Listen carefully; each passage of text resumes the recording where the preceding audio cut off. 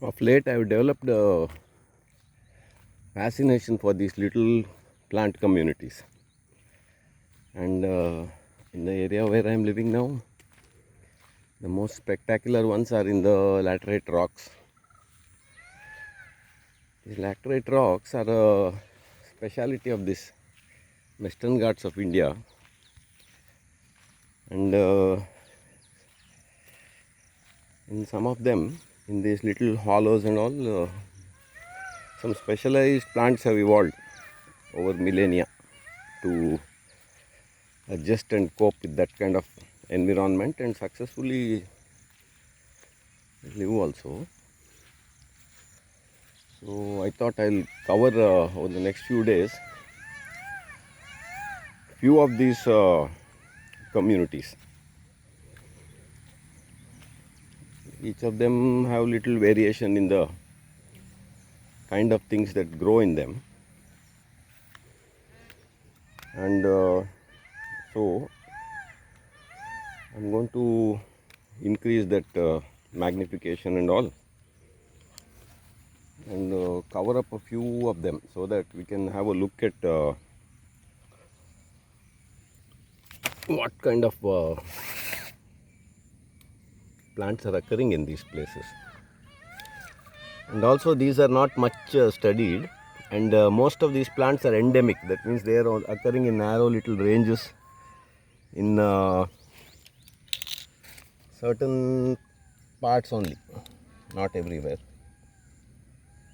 So this is the first one I thought I'll cover. There are about 10 or 20 here in these laterite rocks.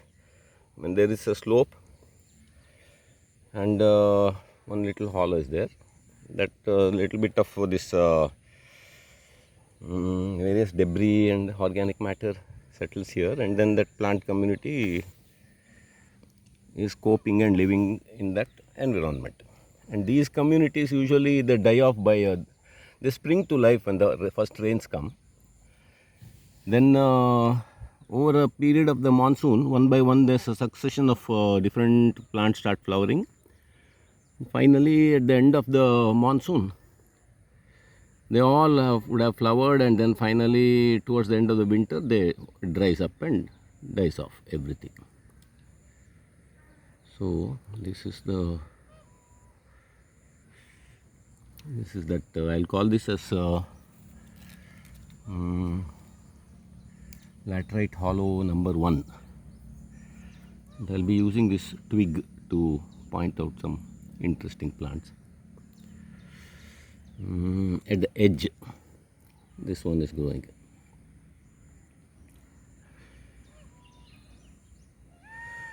The look of it, it seems to be some legume, and it has a little yellow flowers.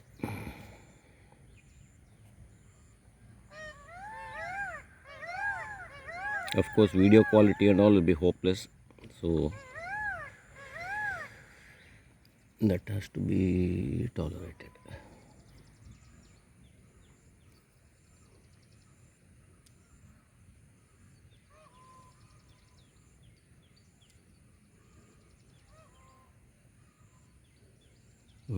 I think the view is clear now. That's the first one. It has some small yellow flowers, and it has that typical shape of those plants that occur in this that legume family.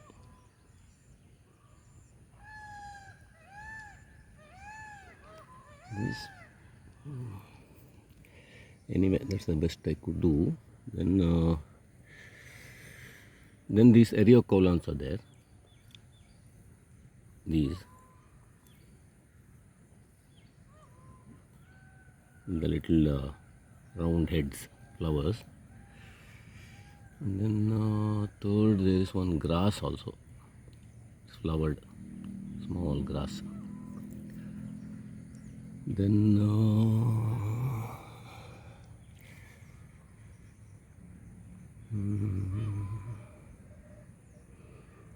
this also is there. His name I forgot, but I have done separate video on it also.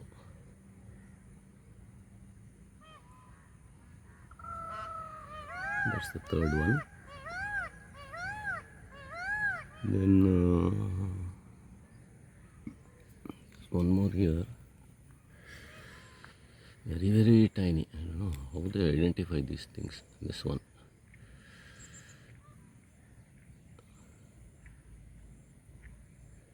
That's the species number 4.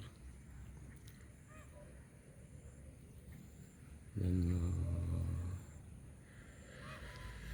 some 2-3 small grasses are there. They're all too small to cover. Then little bit, let's have a look at its base. So there will be light water stagnating here whenever it rains, and then if there's 3-4 days of no rain, this dries up, and that goes on throughout that receding part of the monsoon, when it rains for a few days and stops, rains for a few days and stops like that. And underneath all this, there are even tinier plants are there. I think they have only 1 or 2 leaves each. You can see those little things there. And this yellow flower plant also is there underneath, quite densely actually.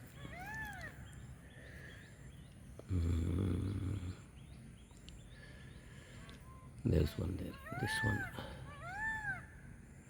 That's too small for me to cover the details and all.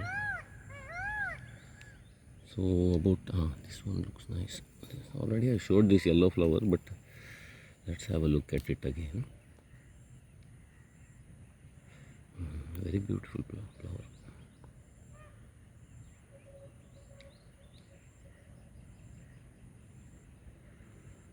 So it has that yellow, outer edge is yellow, inside is little bit light lilac type of color.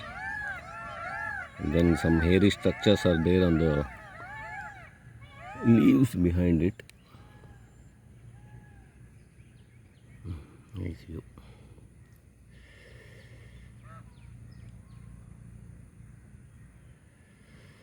Just look at that marvelous. These are all for people who say there is no God and all. I can show this as the proof.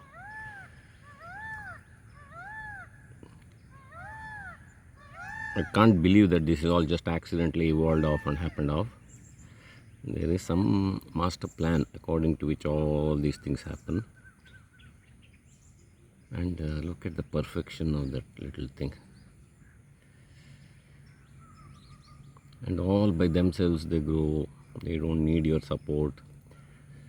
They need your support in the sense we have to protect these habitats. That's all we have to do, nothing else. Don't step on it if possible. Leave alone some small part of the critical areas. And these laterite rocks are there throughout the Western Ghats in different regions. There are different variations of these species are there. So, and it is not much studied because they're tiny, they're hard to, you can't, I mean, it's all small things, and so it has its own complications to study also. So in this laterite rock, laterite hollow number 1, this is what I could find today.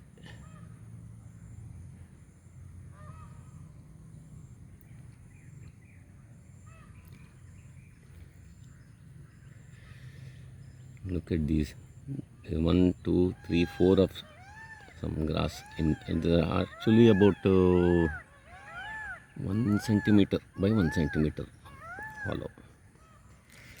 And this species, it is able to root also here and there, spreads. This little yellow flowered one. The name, I think I did get the identity. I'll try to write it somewhere. For those of you who want to see more pictures, I put it in that my Facebook page. I made a separate one. You can all have a look at that. So this is the laterite rock community number 1. I might have missed 1 or 2 species, but I think by and large I could cover all of them. Some 4 or 5 species are there, and then a couple of more maybe there, small ones which I am simply unable to locate.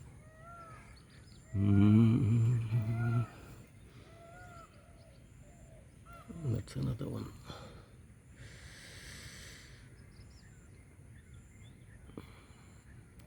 Very small. So that is the video about laterite rock community number 1.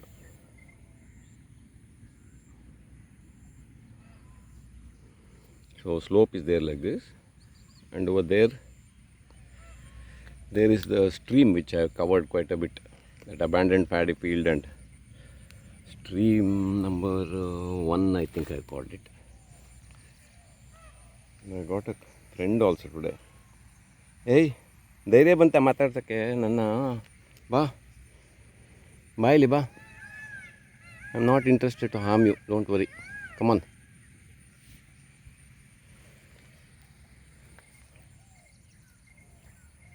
So apparently that dog also is interested in endemic plants and all. Sitting and watching me. I didn't even notice it approaching me actually. So there is a stream, and then the fake vikas is started there, just cutting everything and putting buildings. So that is going to come this side soon. This property has been bought by a educational institution. I think they'll make some school or something. And the other side of this slope is this all these tiny plants I covered.